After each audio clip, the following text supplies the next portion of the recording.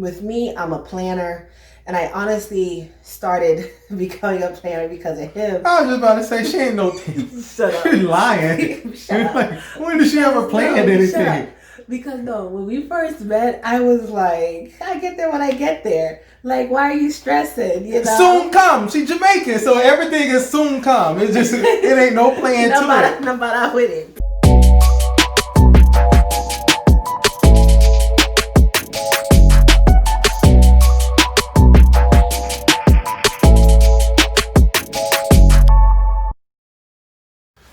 What's up, Shelton family? So we wanted to come to you, make you another video, give you our 36-week update, and tell you that we're more than likely going to have a baby in the next 5 days or so. Or less. We'll see. Yeah. All right. So went to my 36-week appointment today, just as normal.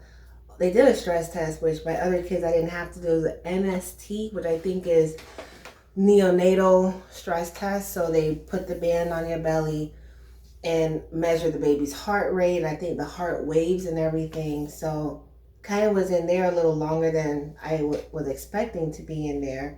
But his heart rate was good, ultimately, is what the doctor shared with me. So I was getting kind of worried with the length of the test. It should have been 20 minutes. It ended up being like an hour long. All right, so that was the first part of my appointment.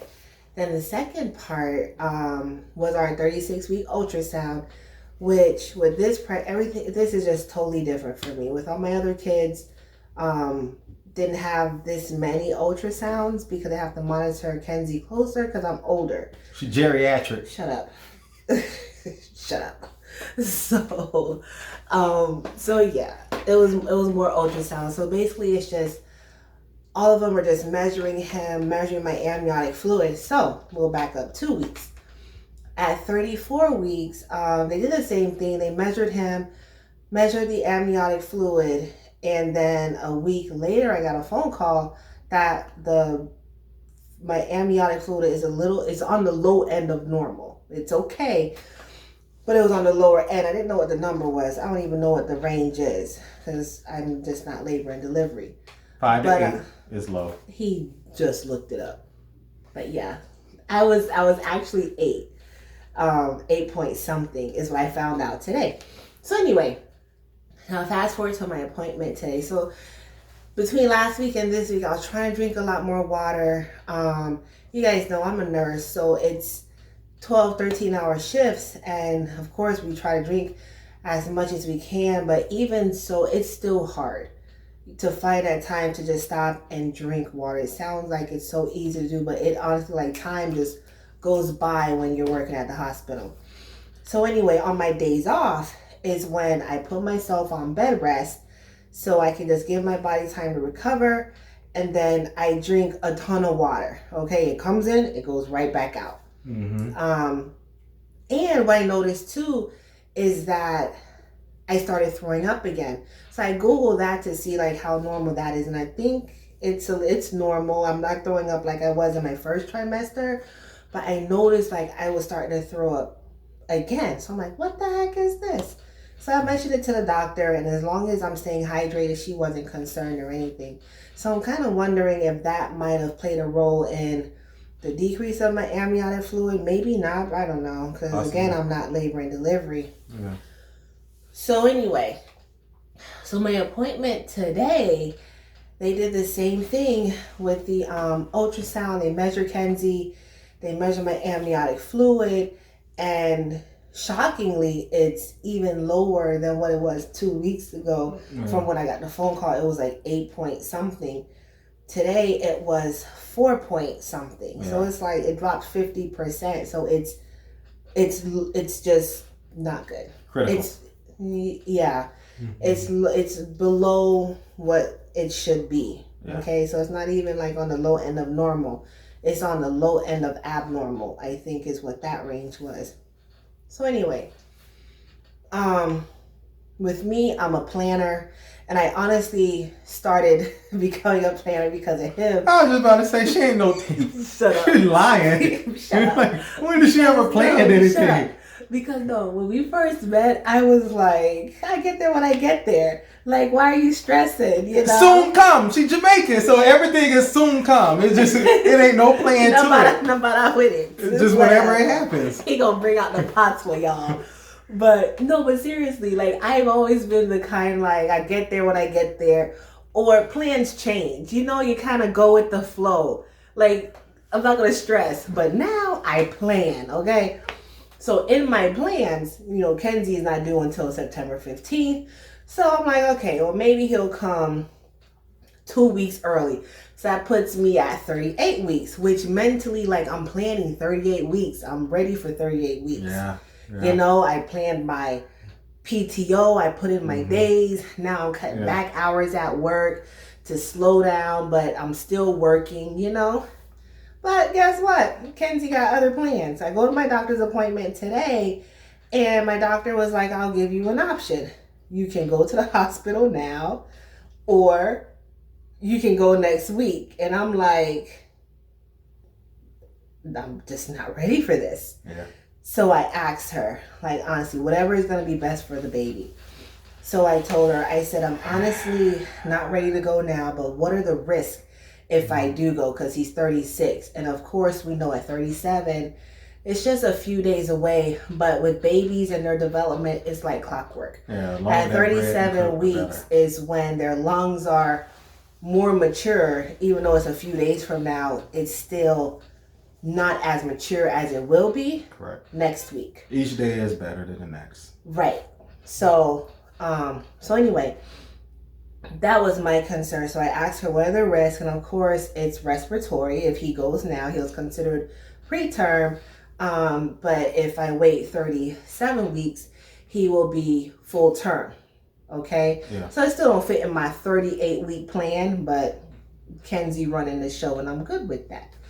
So I have an appointment unexpectedly on Monday now, because I usually go once a week. After today, it's supposed to be once a week until my 40 week, until due date.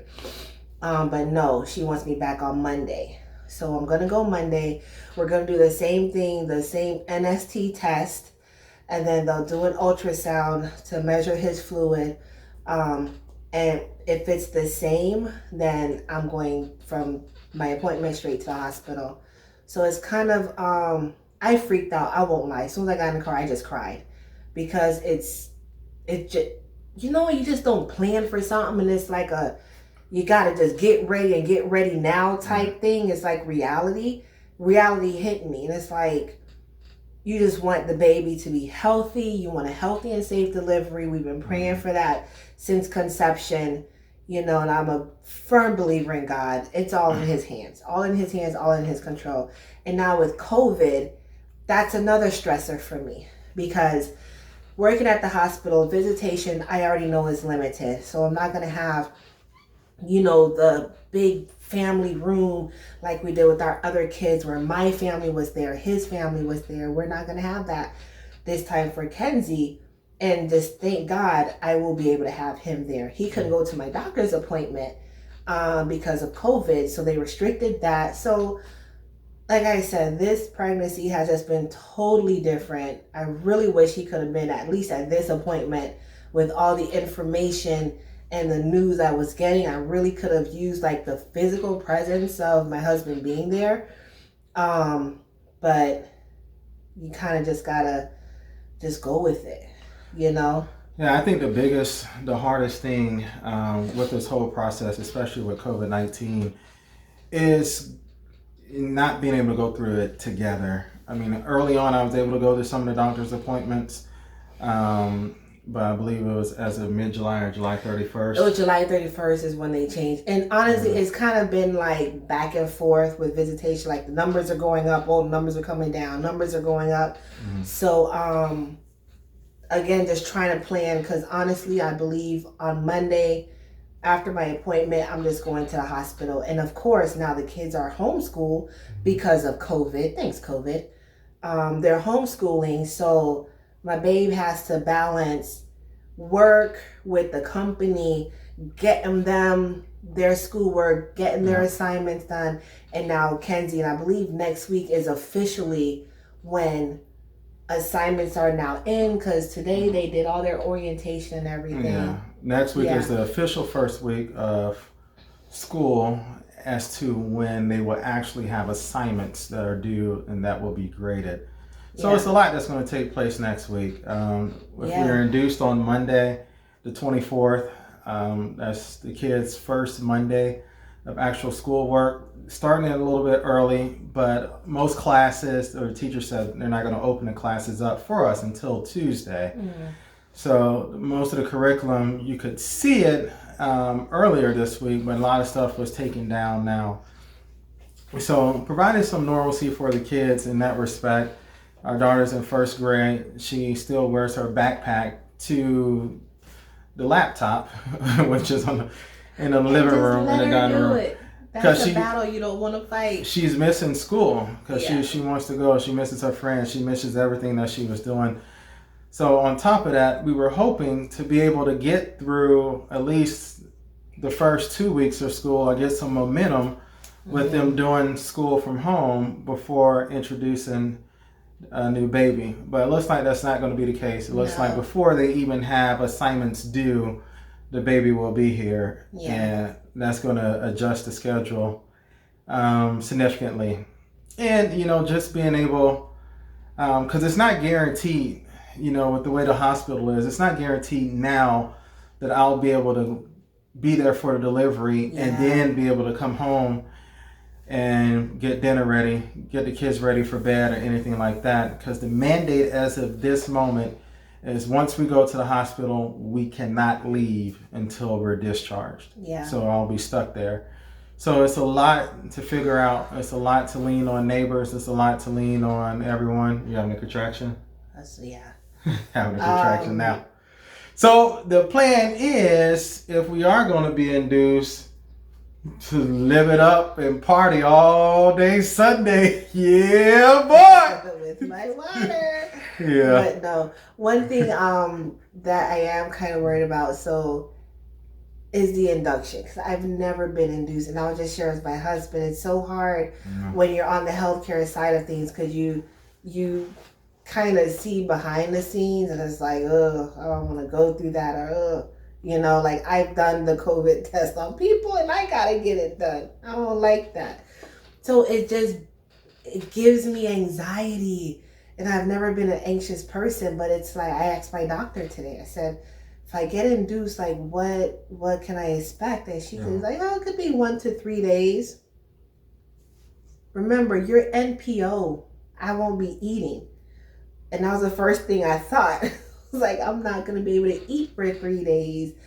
And then, God forbid, my body doesn't take to the Pitocin, and either I go in distress or the baby's in distress. Now we're rolling me to the operating room. So it's just a lot of different variables or possibilities or factors that are just up in the air, out of my control. But again, I just pray, Lord, just a healthy and a safe delivery. It's just what I really, really am praying for. Yeah, I think we'll get that. God hasn't failed us yet. And worst case scenario, if the Pitocin doesn't take like it's supposed to, then there'll just be some conjugal visits going on in the hospital. We'll just have to, knock this out the old-fashioned way. That's how we got here. That's how we get out. Okay, we're gonna cut. All right, everybody. Stay tuned to our channel. We're going to give you updates throughout the weekend. And once Kenzie gets here, we're definitely going to give you a video, show you our beautiful bundle of joy. Please, before you leave our channel, make sure you hit the subscribe button. Please ring the bell so you can get an update and join the journey with us. Also, please like and share this video. And any of y'all out there that's in this current situation like us, where you're about to deliver a baby or you just delivered a baby, in this COVID environment, please give us your tips. Please leave your comments below. Let us know what to expect and give us some tips on some of the things that we should do to possibly make this process that much easier. Love y'all. Peace out. See you Monday or sooner.